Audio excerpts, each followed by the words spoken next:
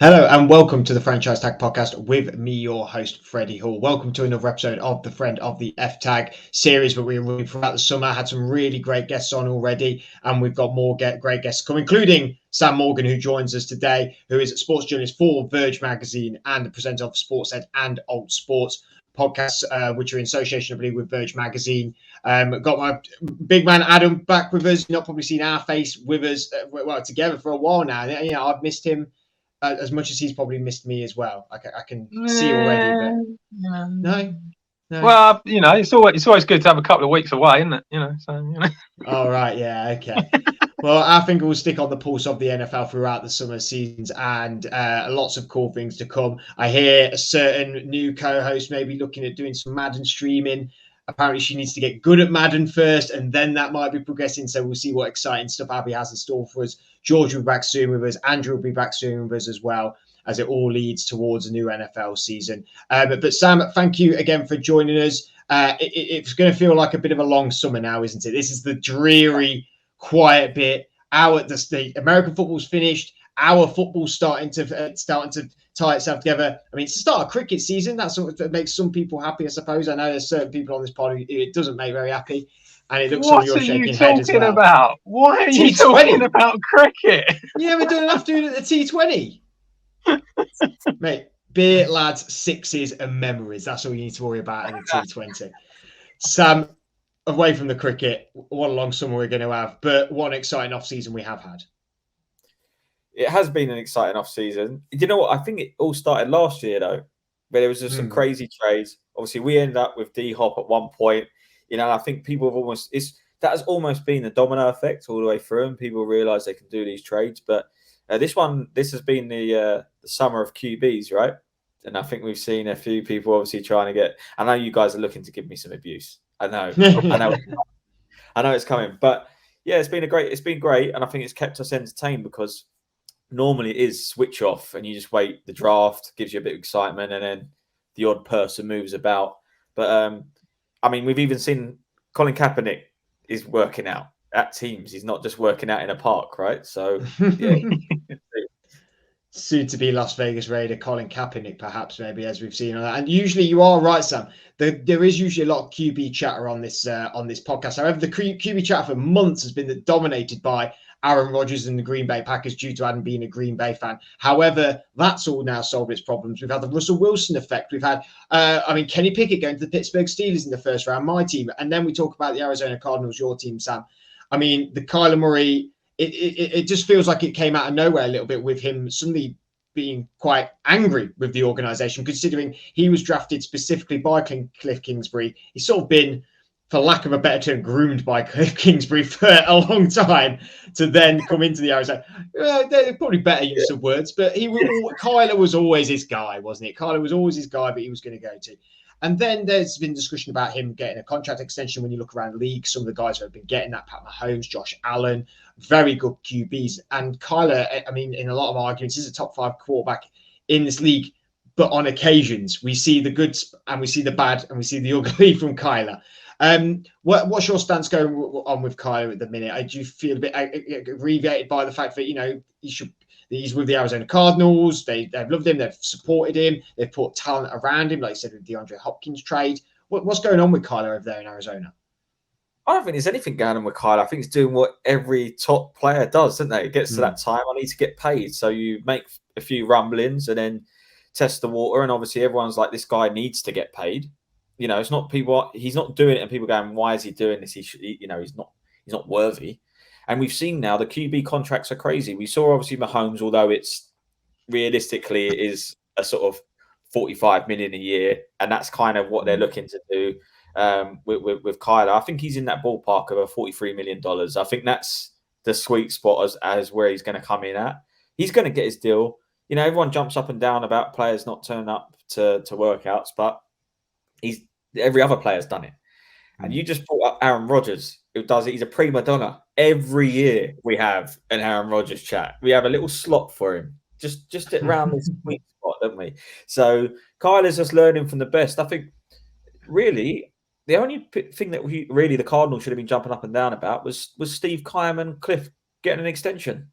For me as a Cardinals fan, That's the bigger surprise than Kyler Murray sort of not turning up for a little bit and deleting a few pictures off Instagram. That was the biggest surprise to me. And he deserves to get paid. We need him even more so now. D Hop's out for the first 6 games, right? So it's going to be a test for him, because when he lost that chemistry towards the end is when we sort of did the nosedive. So I'm not surprised, and he deserves his money. Simple as. So do you actually you don't sound like a particularly massive Cliff Kingsbury fan there, coming out and saying that. I mean, we've all seen the records. It's you don't need to go over it too much. It's start off well and fall flat as a pancake kind of thing. So, I mean, what do you think the 6-year deal is just, what's the point? Is it just too much? I mean, I think it's too much. 6 years is crazy. I think with this, I see what the thing with Cliff. Cliff at the start, it started last year, was exciting, and everyone was like just waiting for us to lose, right? And all of a sudden, he changed up his whole plan. He stopped Kyler running. It's his game. All of a sudden, we started changing that and just allowing James Conner to do it. And he can't do all those reps. And you needed Kyler just to go out and play. Like, yes, there's going to be a routine. There's going to be some plays that obviously he will call, but you've got to let someone of that talent free a little bit. And he's a captain for a reason. Cliff all of a sudden brought it all in-house, all on him, and he's calling way too many plays that he should have been. And then we started to do this nosedive, and then we've got our most dynamic player trying to sit in the pocket.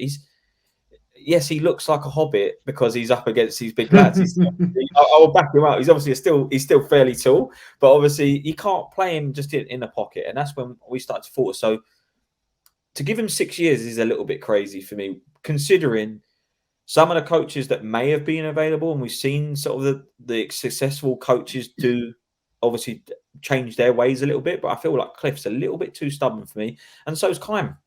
And he hasn't ever drafted well. Let's just get this right. He does not draft well. Kyler Murray's kind of landed on his feet. He couldn't get that wrong, but he's never ever drafted well. We're still trying to get rid of Andy Isabella, for God's sake. And if you look at the players we could have had, including Metcalf, he does not draft well. So he's probably the bigger surprise than Cliff. I think if Cliff got a decent GM around him, it would probably been a bit more acceptable. But for the pair of them as a double header, and then you haven't come out and paid Kyler, that as a whole is the big surprise for me. So it was interesting you said about like Kyler's your captain, and it's we've won a lot of games off his back, and I completely agree with that. I would be one of the first to say that I really do like Kyler Murray. However, I can see why people are negative on him. And one of the big things that is out in the media is that he isn't a great locker room leader. He's not a great guy to be about. And you said it's interesting what you say, he's captain, he sort of leads the team. Do you not take stock in the fact that there is quite a lot of media outlets that have said that he does not stand tall in that locker room? It was players like when bringing in players like Chandler Jones last year, JJ Watt, well, not bringing in Chandler Jones, but retain Chandler Jones and then bringing in JJ Watt, then big characters, them sort of historical leaders in other teams and in teams gone by.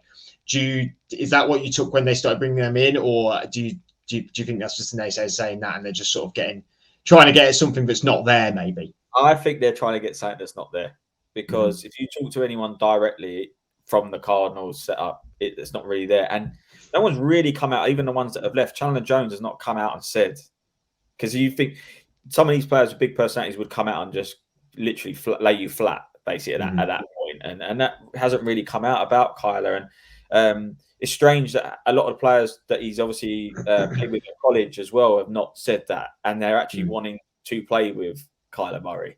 And let's be honest, this isn't like English Premier League where there's one captain in a sense and a vice captain and 11 players in there. You have multiple captains in there, and if you listen to his O-line, like how he captains them, should we say, there's no problems there. There seems to be not an issue. I think the way Kyler comes out and does his thing, I think he's come out and probably, because he doesn't have a ring, he hasn't taken him to the last depths of a playoffs. He's almost doing things that maybe he hasn't quite earned the stripes for, but he maybe did at college. He hasn't done that right in the NFL. Now, I think that's where people are sort of trying to rein him in a little bit from the outside of the organization. But I don't really see any issues with it at the moment. Obviously, I get goaded by obviously the boys at the Sports Heads and Alternative Sports weekly about it. But I generally think that the guy's mustard. He's going to do well in the league. I just feel that if you put him on one side and you put Baker Mayfield on the other, there is someone that actually does upset the apple cart for me. I don't think Kyler's that guy. Yeah, I think I'm not a massive fan, I have to say, but I do get where you come from. I do understand that he's like, he did really well in college. He's shown that he has improved that team no end. It's just not for me. Like, he's just not the kind of guy that I massively like. Moving away from him, though, I mean, how do you feel you're going to cope with without D-Hop for, is it 6, 8 games? Can't remember now. But, yeah, I mean, do you think it's something that is going to have a massive impact on you? 100%. It's D-Hop. You can't any team, and you don't have him.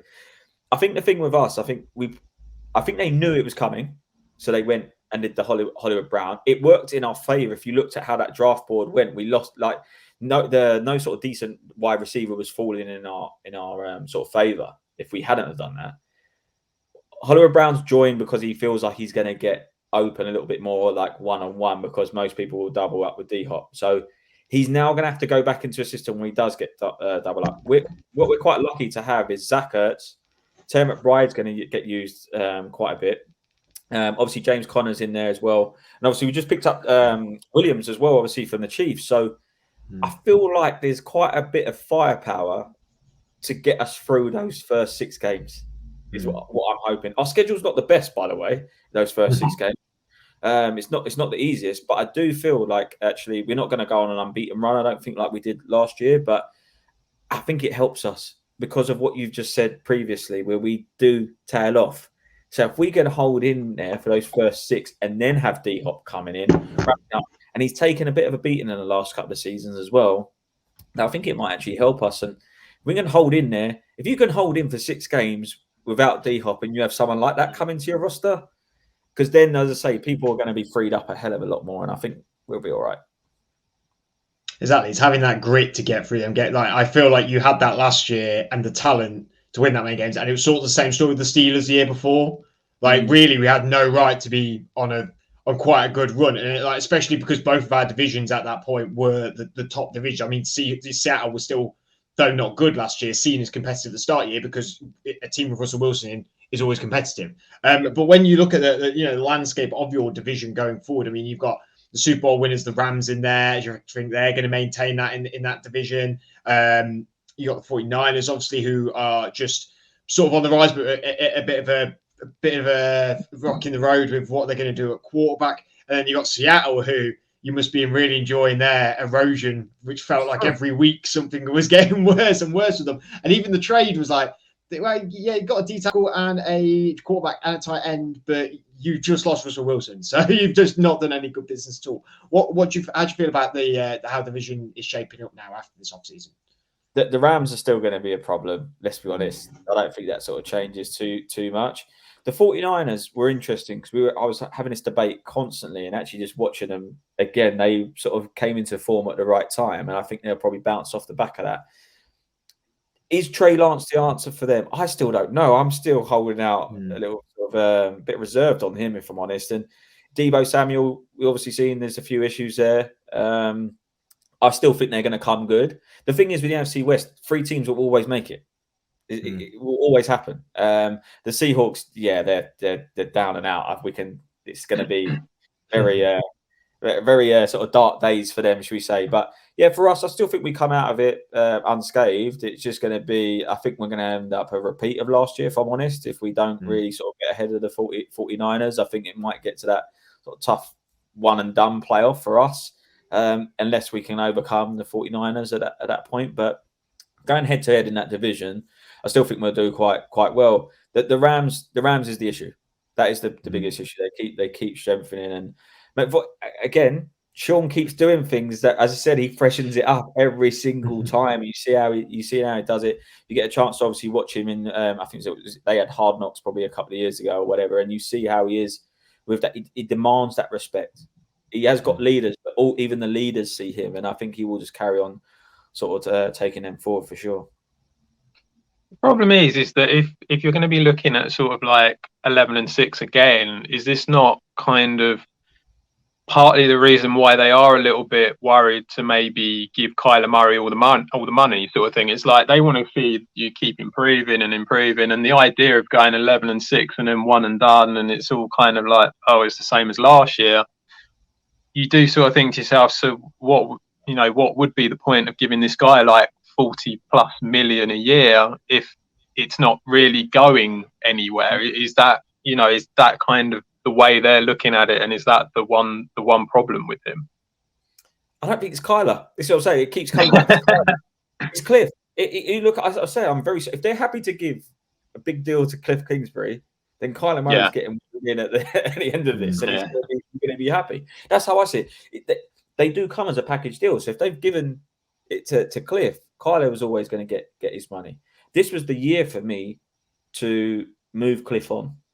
This is what I say. If Cliff had gone on and they brought someone in and they exercised the 5th year with Kyler, then you can sort of give him that bit of time to bed in with a new coach. You know what they're going to do. But if Cliff got his, Kyler's getting his. But I think we're still holding on to the fact how sort of, and our friend Mr. Vernon Kay put it out to us, was that the Cardinals are garbage and always have been. And say that to us, and obviously now we're not, and I'm quite nice. It's quite nice to be in some of these topics and people actually talking about it. So I think they're seeing that, and Bidwell now has got to realise that we have gone up to a level, and now we've got to expect to take those next steps. And even though Cliff has got that, I think it's still on him and not Kyler. You can tell I'm a Kyler Murray fan and not a Cliff fan. I think what I think that, again, this is not a Kyler issue at all. Is a Cards issue. Is that what teams have been doing is when you have a talented quarterback like Kyler, like Mahomes, like Allen, is before they've paid them, they've managed to surround them because they've got the money, because they're not paying the quarterback top dollar money. They've been able to surround them with as much talent as to succeed as they can do. And that's what all the teams have done. And the Cards have done that in moments. I have to admit, DeAndre Hopkins, that was great, but it was a silly trade from the Texans. Really, it was maybe the Texans' stupidity with a little bit of the Cardinals' luck that got that all done. But when you think about it, Chandler Jones is a great defensive player, but he didn't keep hold of Tyrann Mathieu, and we've seen how amazing Tyrann Mathieu's been everywhere else he's been. Some of your draft picks have been a bit hit and miss. I think I like a lot more of some of the Cardinals players that have been drafted in the last few years than others. Like I really like Byron Murphy and players like that, and the safety you have is obviously fantastic. But it's the problem is maybe that it hasn't been right time. So then for when Adam said about going 11-6 again, well, why would you then pay Kyler if this is the consistent level? You go, well, actually, you got to look around the talent that he has. Like, he has DeAndre Hopkins, but he had DeAndre Hopkins and Christian Kirk, who's never been known to set the world alight. AJ Green, who is done, is in the Julio Jones, T.Y. Hilton conversation now. Zach Ertz they brought in, really good business, really, really good business, I thought. And he showed last year that he is still very, very good. You've built a decent O-line, but it's never been as elite as some of the others that have the strong young quarterback. And then defensively, there's not been that many players that have popped outside of Buda Baker. That was the name I was getting at earlier with the safety. I couldn't remember his name on top of my head at the start. But Baker, Chandler Jones, and there's been a little bit of a here, there, and everywhere. And that's why we sort of said last year on the podcast, we really wanted the Cardinals. And we said we really wanted the Cardinals to succeed. We said before the season started, we felt it was a bit weird that this was maybe their year to sort of really go for it, and they were investing in some older players that we didn't really understand with like JJ Watt. And actually, it completely worked, and we all admitted we were completely wrong about it. They brought in the veteran players because they've been there and they've done that, and they know what it is to succeed, which it proved completely true, didn't it, with Arizona? You went on the unbeaten run. But the problem is, much like the Steelers with their unbeaten run, these sort of things just tail off, don't they? Sometimes if you don't keep consistency, and fit as well, because you had the injury bug, didn't you? You had Chase Edmonds go down, Connor go down, lots of players go down. I think we just haven't. When people did go down, we didn't replace. I think if you look at the Rams when Von Miller came in, OBJ came in, they topped up. They were like, okay, we're on the business end now. Let's just top this up, and we're going for it. We just didn't do that. Chandler Jones has gone. We've just seen Akeem Hicks move on to the Bucks, 10 million. You know, they're the sort of people. If you're going to do that, you do it, repeat it again, and then you bring him in.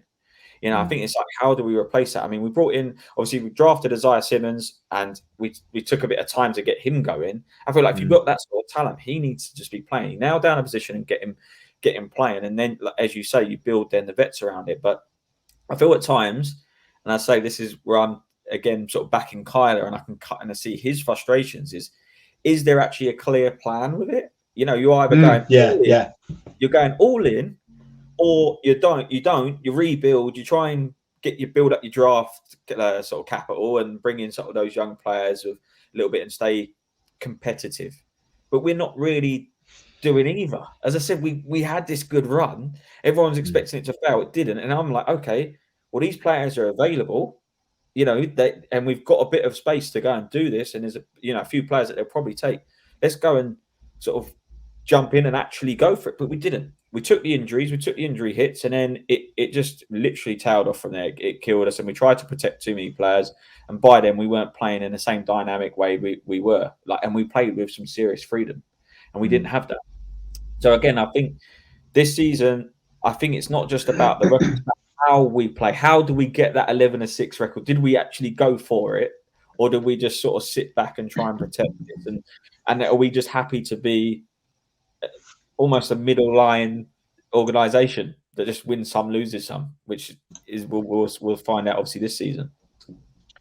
So I know you've spoken a little bit about the Rams, and obviously, you know, winning it last year, we all know they're going to be very good again. I mean, is there any other teams in the NFC that are concerning to you that you feel like have got strong chance of doing it? Back out for any other ones that might potentially do well? You know, teams. That one.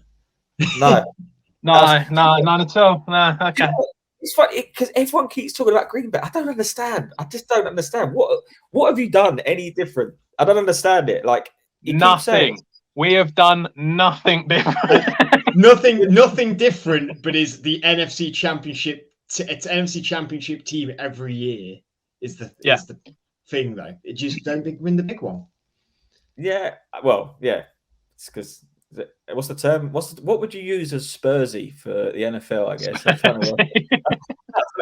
What would you? It would be Green Bay, wouldn't it? Because they've done it a fair few years. Like 49ers beat you, Bucks beat you. Yeah, Green Bay. I like that. I might start using that a little bit more actually. Bit Green Bay. Bit Green Bay they are. Bit Green Bay. I think, in all honesty, though, if out of everything, all the teams to actually look out for me this season is the Dolphins. I really like what they've done in this off season, and I think it's actually something to keep an eye on. But they'll be my team overall to watch is the Miami Dolphins for sure this year. Is that because the Tyreek Hill move your favorite move sort of the off season? Did you think that was one of the ones where you're like, wow, that's game changer there? And also they've done some good moves as well, like throughout the team. To be fair. Yeah, I mean the Tyreek Hill thing is crazy. I think Tua deserves that a little bit, but even like taking Chase Edmonds from us as well. I think what they've done there, like they've put the right people around. Obviously, when they came over, we got to speak to a few of the players, and it's a real excitement and buzz there. It wasn't like they're just here for they're there for the ride, and they're picking up their money. They really believed in a project, and I really do feel that they're going to go somewhere there. And obviously, Mr. Mike Jones is obviously going to play quite a big part there. And I say you can hold me to this, but I generally do think they're actually going to do something this year. And I think they are the team to watch to maybe ruffle a few feathers. I'm not saying they're going to go out and win it all, but I think they're going to cause a few problems for a few people this year. I think that about the AFC East in general. I think the AFC East has got some. I think Bills, Pats. You can laugh what you want about the Jets, but the Jets are quietly building something there.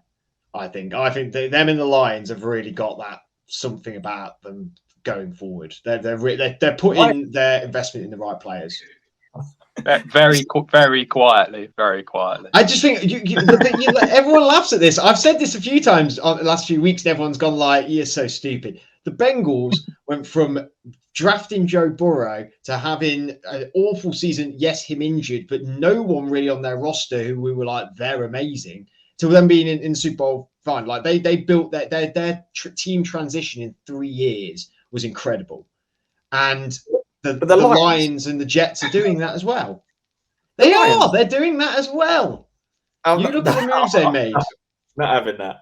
Look at the moves they made. There's something going on with Detroit and the Jets, for that matter. I think there's one massive problem though, is that they don't have the quarterback. You say they drafted Joe Burrow at the Bengals, and that's the reason that the Bengals got where they got. Jared Goff took the Rams to a Super Bowl and won it. Zach Wilson, I don't think we can say truly if he's good or not yet. I think he's so based on that. Are you implying that Dan Campbell has the same tactical ability as Sean McVay? No, because he's not proven it yet. But Dan Campbell's getting his guys to play for him, though, and you can't say that's wrong. You can't say you've seen the press conferences. You've seen how they behave around him. He's got that team galvanized, and he's going to try and do the best he can do with it. But I ain't going to say they win the Super Bowl, but it would not shock me if they got it. They're going to double the amount of wins they got last year, which isn't hard because it's like one and then they get 2. But my facts are still correct. So we can try and hope for them anyway. In terms of you actually briefly touched on it, Sam, which was really great transition. Really, it's the NFL London. So we've got the games that have been announced to come over here again. The debut of this year game being in Munich, Germany, which is going to be fantastic as well. I doubt we're going to be able to go over, but I don't know whether you're going to try and get over there yourself. I think it's really fantastic for this Munich game's happening. We've had the German guys, all the Europeans coming over here for years to watch NFL games here. Finally, they're somewhere in Europe. And then obviously we have the Mexico game as well. Are you happy with the fixtures we've got? And do you think this is just maybe the start now because they've moved the game to Munich? I feel like there's maybe going to be a game, not next year, but in the next couple of years, maybe there might be one over in Asia or even maybe in Australia, in the Oceania region. What do you think is maybe next in the NFL mindset and their expansion, I suppose? I think it's just going to continue to sort of do a bit of a globe-trotting for now. I know there's a lot of excitement about us having an organisation here in London potentially, but I think they're just testing the water actually, just to see whether London is still the answer. Obviously, it's sold out every time. There's probably just as many people inside the stadium as there is outside during the games. Obviously, what's going on, everyone sort of sees that. And they've obviously done more and more games to see that it's not just a fluke. At the end of the day, you have 8 home games, right? So they're a bit more now. But obviously, I'm saying I think for now they want to see if they can maybe do that constantly outside of the States. And I think there'll probably be a team that will probably do a little bit more outside than others. I think obviously it was always earmarked with the Jags. We know Khan has tried to buy Wembley. We know that he has that interest. But honestly, I can't probably praise NFL UK, shameless plug, but enough for what they've actually done. I've been going to these games for some time now as a fan and in media capacity as well, and just seeing how each year how can it get better, and every year it seems to deliver, and I think it's coming. I'm interested to see what it's like in Munich. I really am. So I am looking forward to that, and we've got some good games. Everyone gets to see Green Bay now, right? Hey. I'm looking forward to that. If they probably won't allow me to speak to Aaron Rodgers if they look at any of my material, but yeah, no, looking forward to it. And yeah, you guys definitely got to get out to these and you experience that because it'll definitely be worth the show. Do you actually think that an NFL franchise over here is the way forward, though? Like in the long term, I know, like you say, they're testing the waters and all that, and I think last year was a big thing for them because, to be honest, them games weren't great, and I think we all kind of knew they weren't brilliant, but they still sold out, and I think that was a massive thing for London. But I don't know, we've said before, we've kind of been a bit like, I think what a lot of people like is seeing the different teams, and the idea of having one specific team all the way throughout a season, and whether or not people would actually support that team, because obviously we all have our own teams already. whether that would actually work or not. You're still going to see 7, 8. Yeah, you'll still see the opposition. Yeah, I get that. But... So I still think it does. I think people are really buying into this. I think the great thing about, and I'm saying this from the UK and Europe, is that you're still going to have European fans coming over for that Sunday, right? And you're still going to have British fans going. They're going to listen. They give them a season ticket. People are buying it. It's going to happen. They're going to do that, and I think they'll really get behind that. The organisation. I think it's the buy-in from the other side. I think it's the buy-in from the people in the States. You know, are they going to be happy to do it? Is everyone going to be happy to, like, knowing there's going to be a time you're going to have to come over? If that team makes the playoffs and they get home advantage, that's a completely different ball game. Like, obviously coming over here. So those logistics of thinking about it. Is it possible? Yes. You know, if you've seen the international combine, there's a lot more people playing the game over here in Europe as well. So I think they're looking at it as an expansion of the league as a whole. Like, could they potentially add some teams to it and make it? I think they've tested by adding another game. Are they going to then start to just build that up and then eventually just be able to add a division? I think that is probably more realistic in the future. Well, what a future that would be for NFL, and a very profitable one, I can imagine, for NFL as well. And they could use a couple of dollars, you know. They need, now the rising energy costs are going up. Everyone is getting feeling the belt tighten. So, and that includes the NFL, bless them. But they're in our hearts. Sam, thank you for joining us. We really appreciate it. Where can we find all your podcasts and everything, my friend? Just find me on, obviously, UK Samo directly, but at Alt Sports and at Verge Magazine, you'll find the Hurry Up and a few other pods that we obviously do with the guys there. So yeah, tune in. But this has been great, boys, and you went light with Kyler Murray, so I appreciate it.